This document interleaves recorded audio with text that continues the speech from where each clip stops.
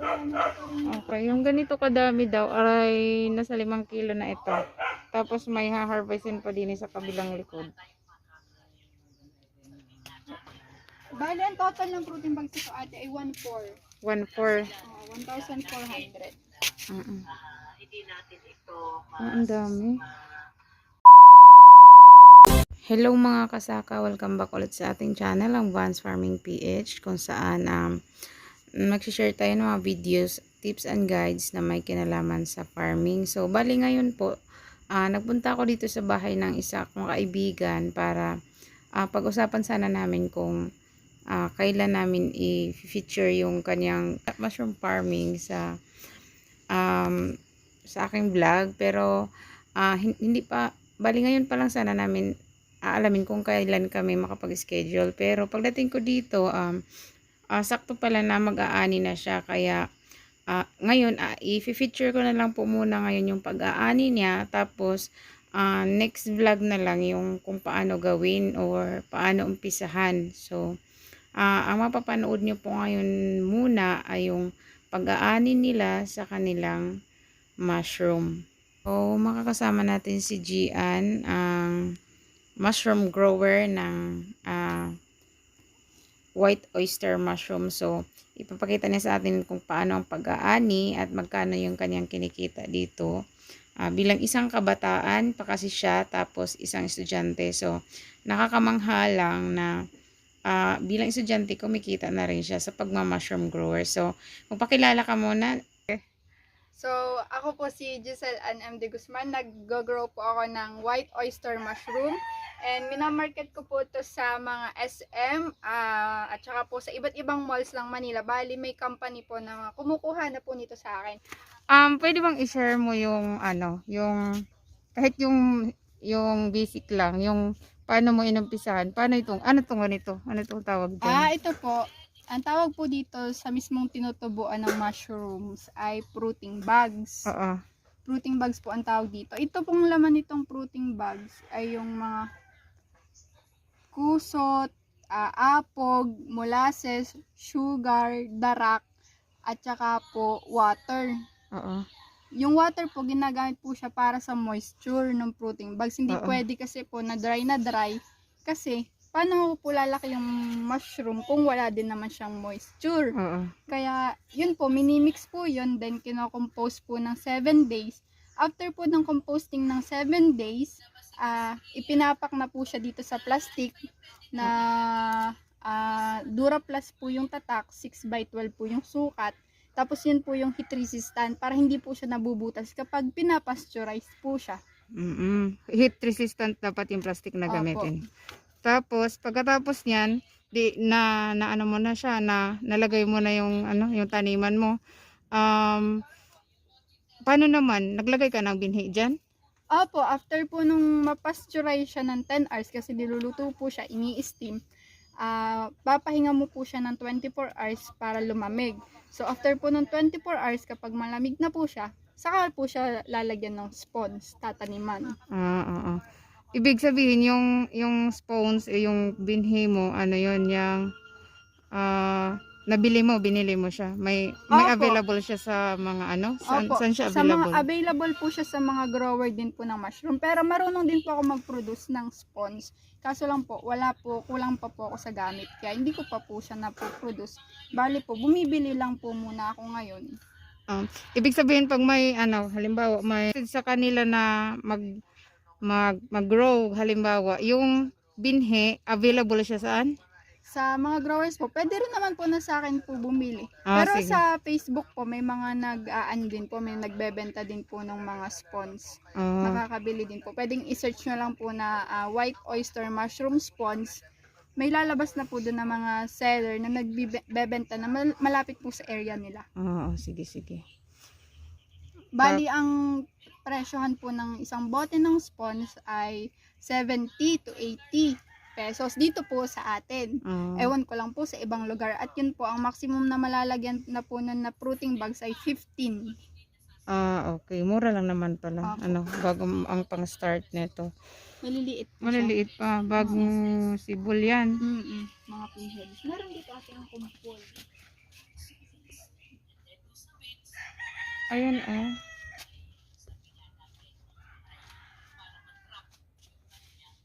Pag ganito, Gian, gaano to katagal? Halimbawa, ganito na ang itsura niya. Gaano na to? Lang yun ate, 2 days lang yan. Ito, 2 days lang to? Tama, harvest na to? Oo, Ah, 2 days lang yan. Ano na yan, okay na yun. Mabilis lumaki ang mushroom. Basta ang fruiting bugs mo ay healthy. Okay guys, yung ganito ka, ganito kaliliit na ganito kaliliit na Pinhead. pinhead. 2 days lang ang niya, duration niya, ma-harvest na pala to. So yung pag-harvest po, hindi na po natin iiwanan yung maliliit. Na halimbawa po ito, na may kasama pa po siya na maliit pero yung iba malaki na. Dapat po sama-sama na siya kasi kapag iniwan po natin, pwede po siya na mabulok na lang. Kasi matured na po yung mga kasama. Mabubulok po, so dadami yung insect and pest dito sa loob ng growing house. Makakasira po yun ng mushroom. Magdudulot po yun ng yellow spots. Kaya pag kukunin po natin, sama-sama na po siya na ganyan. Ito po. Tapos ilalagay po natin sa malinis na planggana para pag naglinis po tayo mamaya, magtatanggal po kasi tayo nitong mga pinaka-stem po nila kasi required po dun sa pinagdadalhan na malinis po dapat yung mushroom. Tanggal po itong mga sodas po na kumapit sa pinaka-mushroom. Yun po kasi yung substrate niya, dun po kumukuha ng nutrients sa sodas. Yan, bali tatanggalin po natin lahat ng mga ready to harvest na.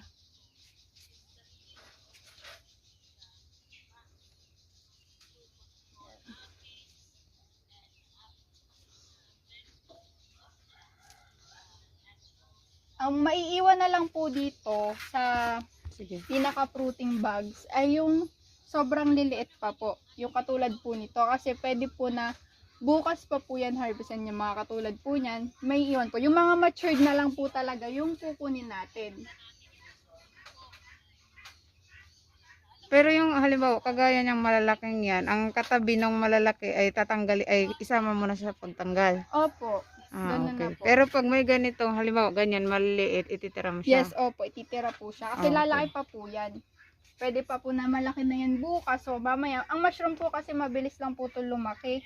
Saglit lang po yung kanyang paglaki. Napakabilis po. Within 24 hours po, lumalaki na po yan ng pwede na pong harvesting kinabukasan. Kaya, araw-araw din po ako nag-harvest.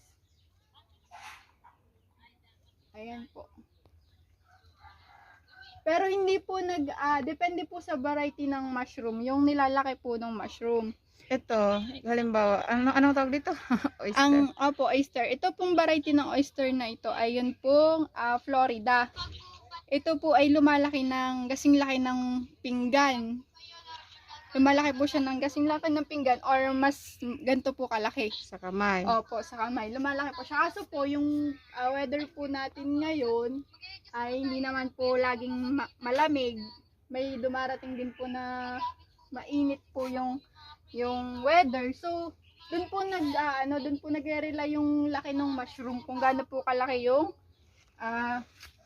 ilalaki po niya. Kapag po malamig yung weather, lumalaki po siya ng ganun kalaki. Pag di naman po masyadong malamig yung weather, mga ganito lang po yung karaniwan na laki ng mushroom. Ibig sabihin, pag ganitong panahon, halimbawa ngayon, hindi ganun taglamig, ganito lang yung average na laki niya. Opo. Karaniwan po ganyan. Pero meron naman po na lumalaki na, kasi po diba't iba-iba naman po ng part ng lamig dito sa loob ng growing house. May part po na may sobrang lamig.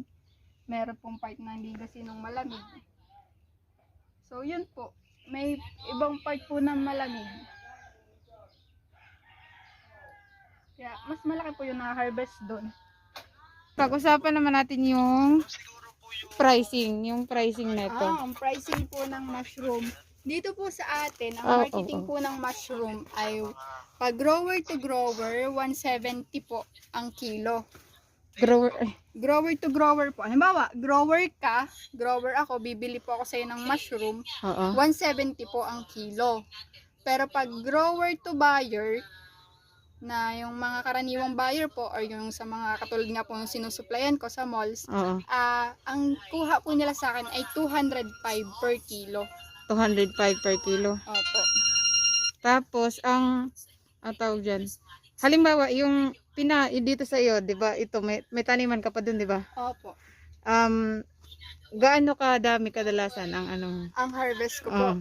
Ang average po ng harvest ko daily ay 5 to 6 kilos. Pero lumalampas po doon. Depende po sa panahon. Pagka maulan po, umaabot po ng 10 kilos, 12 kilos. Daily po yun. Kapag malamig, mas Dami siya, po siyang mas madami. na-harvest. Oo.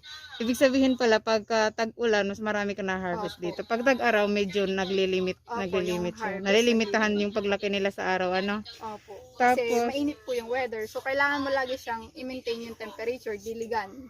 oo. Pagka tag-init, dinidilig mo siya. Opo, kahit po taglamig, dinidilig pa rin po. Pero, madalang po.